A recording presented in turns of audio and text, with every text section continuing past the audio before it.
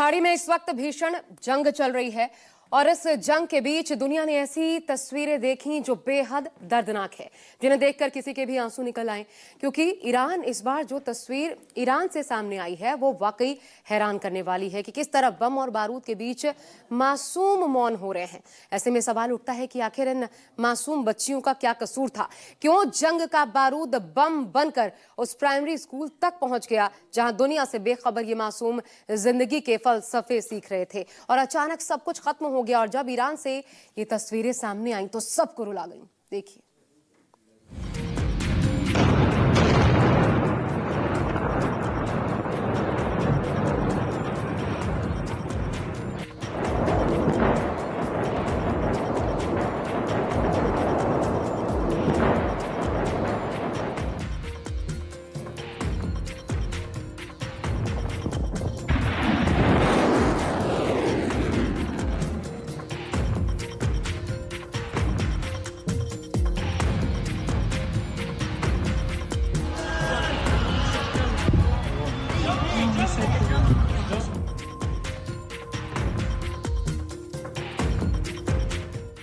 एक 160 मासूम बच्चियों का जनाजा देखकर कांप जाएगी दुनिया।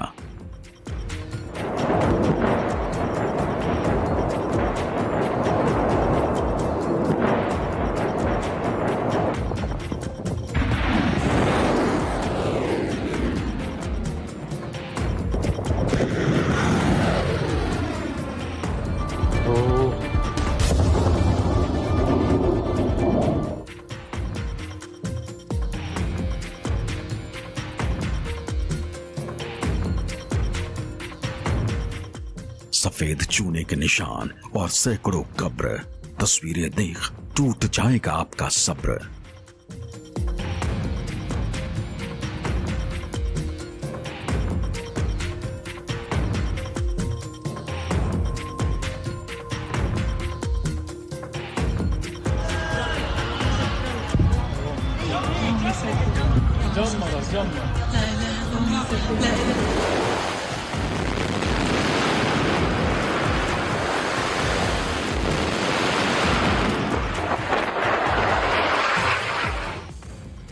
मासूम बच्चियों की चीख, ट्रंप अंकल हमें क्यों मार डाला?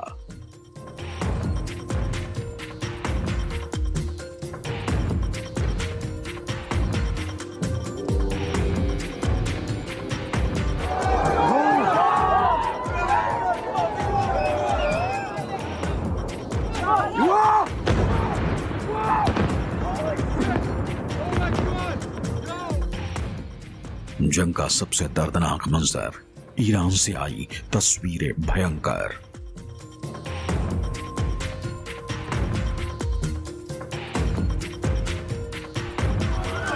يا الله قدامي بالظبط. هذا مات، هذول ماتوا بالسيارة.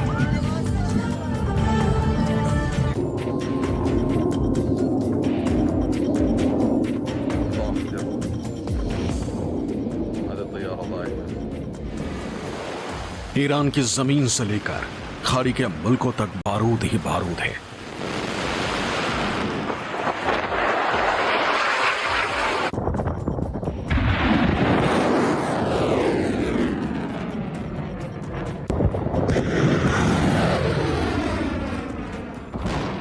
तेहरान से तेल अवीव तक, आसमान से जमीन तक धमाके ही धमाके।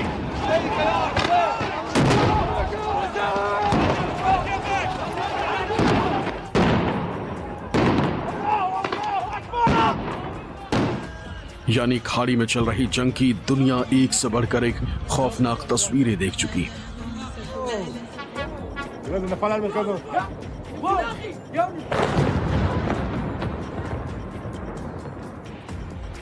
दुनिया देख चुकी है कि किस कदर बारूद पल भर में शहर के शहर को खंडहर में तब्दील कर सकता है।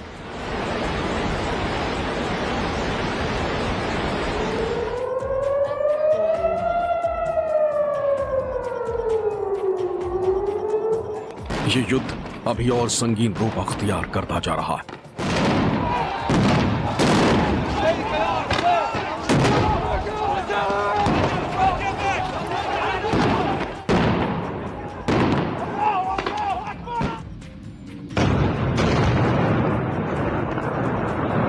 ईरान झुकने को तैयार नहीं, इसराइल थम नहीं रहा। अमेरिका हफ्तों तक जंग लड़ने को तैयार है, लेकिन इस जंग ने अपना दर्दनाक असर दिखाना शुरू कर दिया। रोते बिलखते ये लोग और मासूम बच्चों की कहानी जंग की वो दर्दनाक तस्वीर दिखाती है जिसे सुनकर बड़ों बड़ों का दिल बैठ जाए। ये एक तस्वीर ईरान से आई है। इस तस्वीर में खुदे गड्ढों को गिनिए, 1, 2, 3, 4, 5, 6 से लेकर 78 गड्ढे खोदे गए। यहां मानवता को दफन किया जाएगा, यहां मासूम बच्चियों के बेजान शरीर को सुपुर्दे खाक किया जाएगा। इन बच्चियों ने अभी अपनों को सही से जाना नहीं था, अब जमीन के नीचे हमेशा के लिए दफन कर दी जाएंगी। अमेरिका और इजराइल ने पहले अटैक में जब ईरान पर शुरुआती 24 घंटों में 1200 बम गिराए तो उसमें ईरान की मासूम लड़कियों का बचपन हमेशा के लिए खत्म हो गया। ये तस्वीरें ईरान के मिनाब शहर की हैं, जिसे ईरान के विदेश मंत्री सैयद अब्बास अगराची ने सोशल मीडिया पर पोस्ट किया और लिखा, इजराइल अमेरिका ने प्राइमरी स्कूल पर बमबारी की जिसमें 160 मासूम बच्चियों की मौत हो गई थी। ये कब्र इन बच्चियों के लिए ही खोदी गई। हमले में इन मासूम बच्चियों के चीथड़े उड़ चुके। ट्रंप ने ईरान के लोगों को रेस्क्यू करने को कहा था। ये उसकी हकीकत है। गाजा से लेकर मिनाब तक निर्दोषों की हत्या की जा रही है। 28 फरवरी को सुबह 10 बजे इजराइल अमेरिका ने ईरान पर बमबारी शुरू की थी।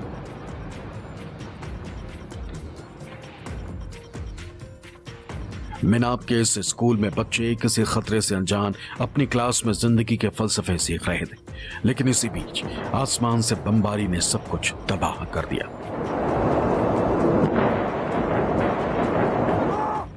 पल भर में स्कूल मलबे में बदल गया। यहां पढ़ने वाले 160 से ज्यादा छात्रों की मौत हो गई। युद्ध का ये दर्दनाक दृश्य है। जंग को शुरू करना तो आसान है, लेकिन उसके नतीजे ऐसी ही तस्वीरों में सामने आते हैं।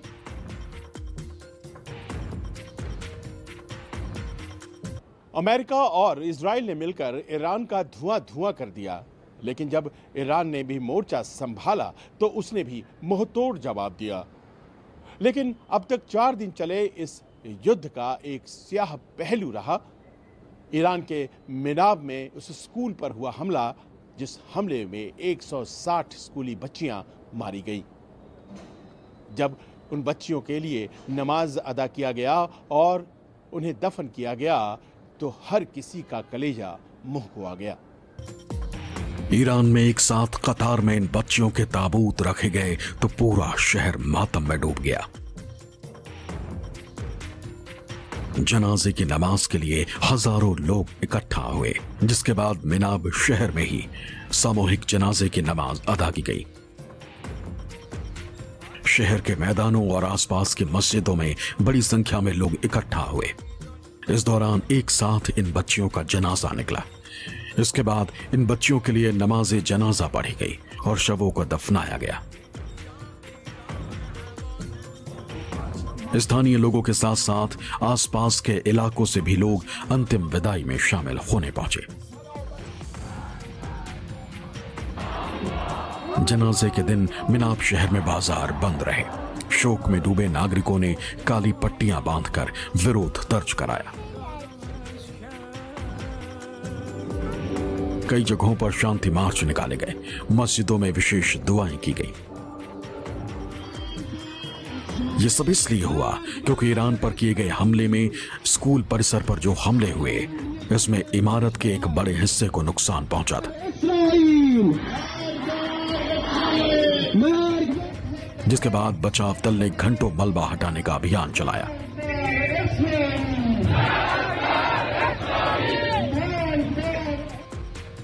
राहत और बचाव कार्य पूरा होने के बाद मृतकों की संख्या 160 बताई गई, जिनमें अधिकांश प्राइमरी स्कूल की छात्राएं। अमेरिका की तरफ से तो ये बयान भी आया कि हम तो कोलैटरल डैमेज का तादाद से ज्यादा ख्याल रखते हैं। इजराइल ने भी मना किया कि हमने ऐसा कोई अटैक किसी स्कूल के ऊपर नहीं किया है और इजराइल अपने प्रिसाइज अटैक्स के लिए जाना जाता है। खुद ईरान के लोग ये कह रहे हैं कि जब यहाँ पे इंटरनेट बंद है, कम्युनिकेशन नहीं है, कहीं कोई बात ईरान की निकल के बाहर नहीं जा सकती, तो हमको लगता है कि ये ईरान के जो रजाइम है ये उसी की गलती है। कुल मिला के अभी तक इसकी क्लियर पिक्चर तो सामने नहीं आई है, लेकिन ईरान इन पिक्चर्स को अब दिखा के ये कोशिश कर रहा है ताकि उसके लोगों की, उसके आवाम का सेंटिमेंट ईरान की तरफ आ जाए, और खास तौर पे खोमेनी की डेथ के बाद। ईरान का कहना है कि किसी भी स्थिति में ऐसी घटना को जायज ठहराया ही नहीं जा सकता, लेकिन इसके जवाब में इजरायली सेना का कहना है कि उन्हें तो उस क्षेत्र में किसी भी ऐसी घटना की जानकारी ही नहीं है जिसका हवाला ईरान दे रहा है। अमेरिका का ये कहना है कि नागरिकों को नुकसान पहुंचाए जाने की इस भीषण घटना की जांच की जा रही है। ईरान और इजराइल अमेरिका के बीच जारी संघर्ष में सबसे बड़ी कीमत आम लोग चुका रहे हैं।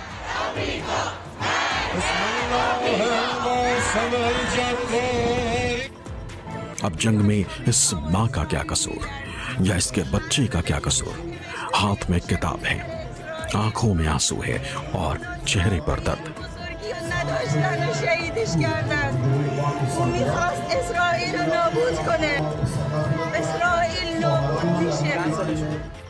लेकिन शायद ये मां उम्मीद खो चुकी है कि अब उसका लाल वापस कभी लौट पाएगा।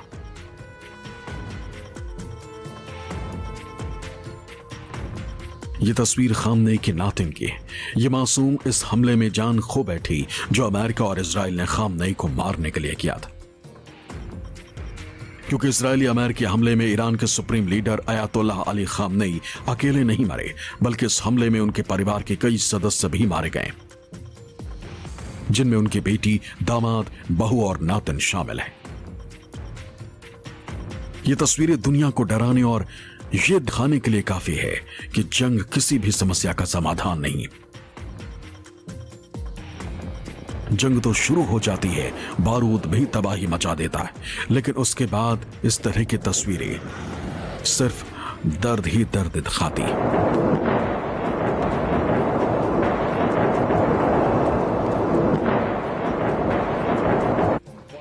कुछ ऐसा ही ईरान में भी दिखाई दे रहा है, लेकिन इजराइल के बेंजामिन नेतन्याहू को सुनेंगे तो वो कहते हुए सुनाई देंगे कि वो तेहरान के अत्याचारी नागरिकों को निशाना बनाते। Bombarded by the terrorists in Tehran against innocent civilians, you see the difference. The tyrants of Tehran target civilians. We target the tyrants of Tehran to protect civilians. लेकिन अगर आप सिर्फ अत्याचारियों को निशाना बनाते हैं तो फिर ईरान के मिनाब में खोदी गई इन कब्र में कौन दफन हुआ? सवाल बड़ा है, लेकिन शायद जवाब बेंजामिन के पास नहीं है। तो चलिए अमेरिका के राष्ट्रपति ट्रंप को सुन लीजिए, शायद वो शोक के शब्द सुना दे। Whatever the time is, it's okay. Whatever it takes, we will always, and we have right from the beginning, we projected 4 to 5 weeks, but we have capability to go far longer than that. We'll do it, whatever. ये जनाब तो अभी भी जंग की बात कर रहे हैं, और संयुक्त तो देखिए, ईरान में अमेरिका और इजराइल लगातार हवाई हमले कर रहा है। ईरान भी इन हमलों का जवाब दे रहा। Oh my God.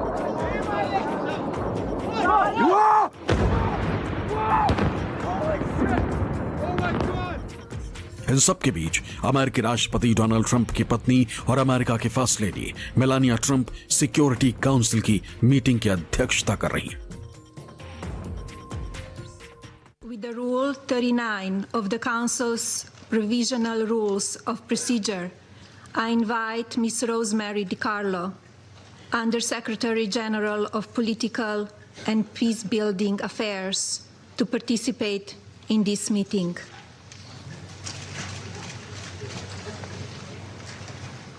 It is so decided. The Security Council will now begin its consideration of item 2 of the agenda. I now give the floor to Ms. Rosemary DiCarlo. UN की ये वो body है जो international शांति और सुरक्षा बनाए रखने के लिए जिम्मेदार है, लेकिन ईरान में मासूमों की जान लेकर कौन सी शांति बनाई जा रही है, समझ से परे। अब ट्रंप या नेतन्याहू पर कोई कार्रवाई हो या ना हो, लेकिन एक बात पक्की है कि जिस तरह की तस्वीरें दुनिया के सामने आई, उसने एक बार फिर जंग का वो सूरत हाल दिखाया जो कोई देखना नहीं चाहता। मासूमों के चीख पुकार और दर्द आंसुओं से भरी कहानी के बाद एक बार फिर दुनिया सिर्फ एक ही सवाल कर रही है कि क्या जंग ही हर समस्या का समाधान है? क्या हर बार जंग में इसी तरह मासूम मौत होते रहेंगे? सवाल कई सारे, लेकिन शायद जवाब किसी के पास नहीं। Bureau report, news 24।